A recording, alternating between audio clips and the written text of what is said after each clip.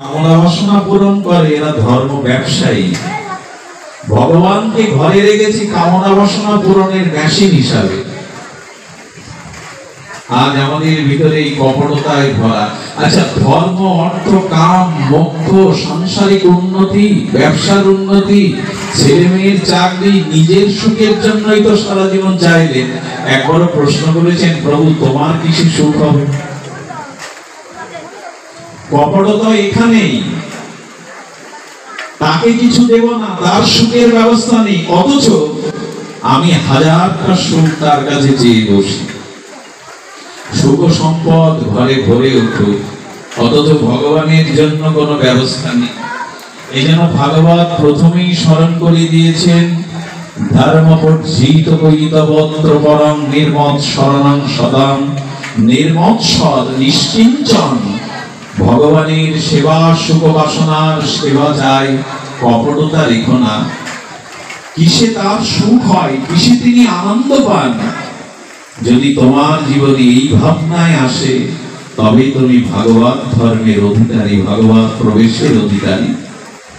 সব জায়গায় সবার প্রবেশ থাকে না। ভগবানের কাছে প্রবেশ করতে গেলে আগে আপনার জীবনে কপটতা শূন্য হতে হবে। আর এই কপটতা মানে নিজের সুখ চাওয়া। ভগবানের সুখের চিন্তা না করে আমার কিসে সুখ সুবিধা হবে, ভগবানকে সামনে রেখে যারা দিন রাত সারা জীবন এই আশা করে গেল, এদের ভক্তি প্রাপ্তির যোগ্য এরা নয়। আচ্ছা, অর্থটা কার জন্য চাইছি? গোবিন্দের জন্য, রাধারানীর জন্য? ধর্ম কার জন্য? ধর্ম করছি যাতে অর্থ, শরীর ঠিক থাকে, মৃত্যুর পরে স্বর্গ পাই বা জন্ম মৃত্যু এড়িয়ে মুক্তি পাই। এই সবগুলো তো নিজের সুখের চাওয়া। তার সুখের কি চাইলে? তুমি সুখী হও। একবারও বলেছি তো, তোমার কিসে সুখ হবে তাই বলো আমায়। আমার সুখ তো তুমি দিয়েছো, না চাইতেই মায়ের বুকের স্তনের অমৃত দুগ্ধ দিয়েছো, না চাইতেই পিতার বুকে স্নেহ করুণা দিয়েছো, প্রেয়সীর প্রণয় দিয়েছো, পুত্র কন্যার মমতা দিয়েছো, স্নেহ দিয়েছো, পাখির কণ্ঠে সমধুর বলপুঞ্জন দিয়েছো, আকাশে নক্ষত্রমালা দিয়েছো, চন্দ্রের কিরণ দিয়েছো, সূর্যের কিরণ মালাতে জগৎ প্রকাশ করেছো, নীল সমুদ্র দিয়েছো, আনন্দে ভরিয়ে দিয়েছো শস্য শ্যামলা ধরিত্রী হয়ে, আমার জন্য নির্মল বাতাস দিয়েছো। আর কি দেবে আমার জন্য? এখন তো দেওয়ার পালা তোমার।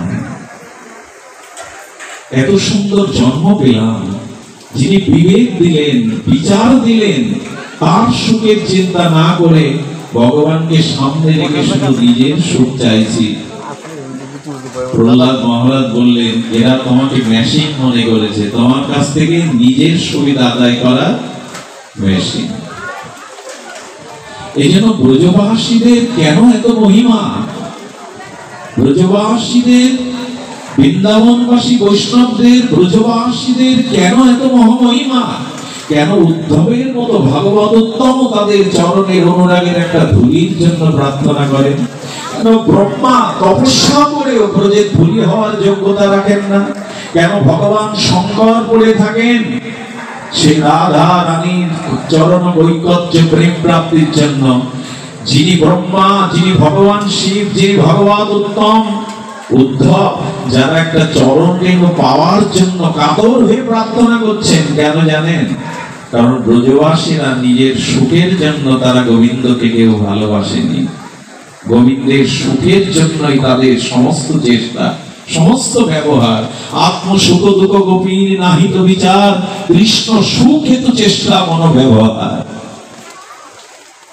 গোপীগণ নিজেকে যে অলংকার দিয়ে সাজেন, অলংকার দিয়ে নিজেদের গোপীদের সাজান, তবে যে দেখিয়ে গোপীর নিজ দেহ প্রীত।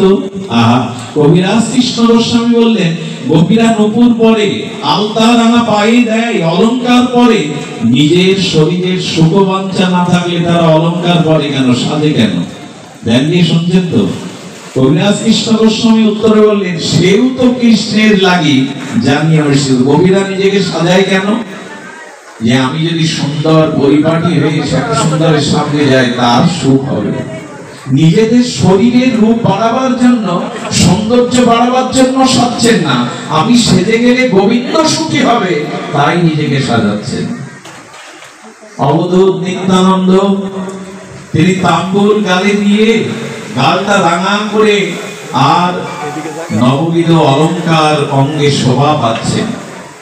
মহাপ্রভুর কাছে গিয়ে এক বৃদ্ধ ব্রাহ্মণ বলছে, প্রভু গম্ভীরার মধ্যে ত্যাগ বৈরাগ্যের পরাকাষ্ঠা হয়ে তুমি পড়ে থাকো, তোমাকে দেখে শ্রদ্ধা হয়, মাথা অবনত হয়, ত্যাগ বৈরাগ্যের পরাকাষ্ঠা, কিন্তু অবধূত অদ্ভুত নিত্যানন্দ কখনো পান গালি দিয়ে গাল রাঙা করে। এই দেখে এলাম তিনি 9টি অলংকার করেছেন অঙ্গে।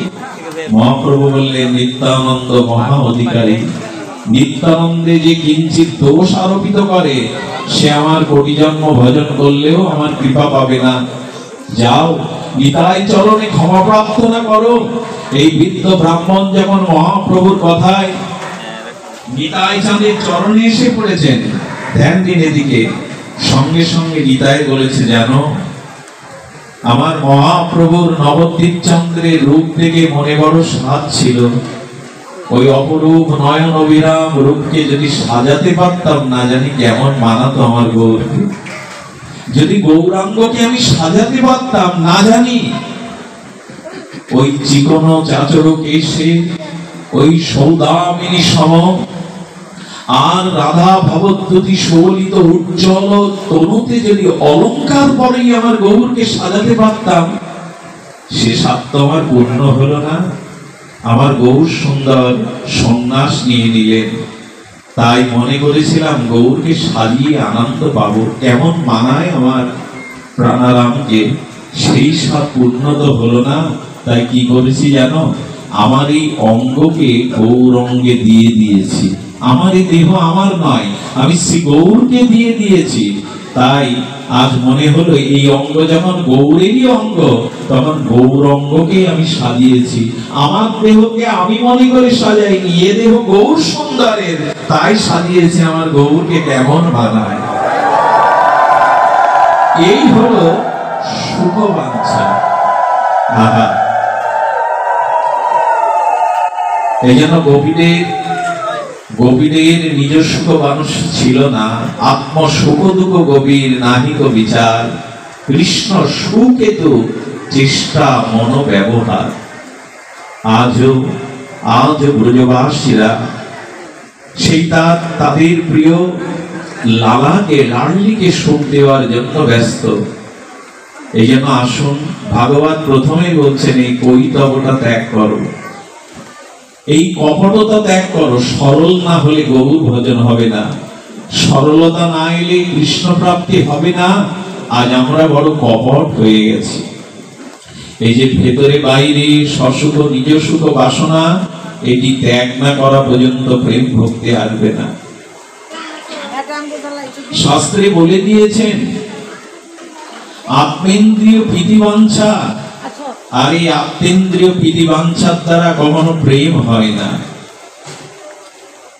এই কথা অনেক উপরের কথা, আমরা সকলে হয়তো এই কথা স্পর্শ করতে পারবো না। স্পর্শ করতে পারলেও আমরা চরিত্রে হয়তো আনতে পারবো না। তবে চেষ্টা করুন তার কাছে কিছু না চেয়ে আর তার সুখের জন্য নিজের জীবনকে উৎসর্গ করে দেওয়া। তুমি সুখী হও। এই গোবিন্দ গোপীদের আর প্রসন্ন বদনে বলছেন, গোপীগণ তোমরা আমার কাছে কিছু চাও, আমি প্রসন্ন। গোপীগণ হাস্যোজ্জ্বল বদনে বললেন, শ্যাম সুন্দর মনোহর, যদি কিছু বর দিতে চাও এই বর দাও, তুমি সুখী হও। তুমি সুখী হও। তুমি সুখী হও মানে কৃষ্ণচন্দ্র বলছেন ব্রজেন্দ্র নন্দন ব্রজ জীবন ধন বলছেন, এ তো আমার সুখের জন্য চাইলেন। গোপীগণের সেই কথা, তোমার সুখ ছাড়া ইহকালে পরকালে আমাদের আপন সুখের কথা আমাদের স্বপ্নেও কল্পনায় আসে না। যদি তার সুখের কথা ভাবতাম, তবে তাকে সেবা না করা, তাকে দর্শন না করা, তাকে আনন্দ বা সেবা সুখ না দেওয়ার একটা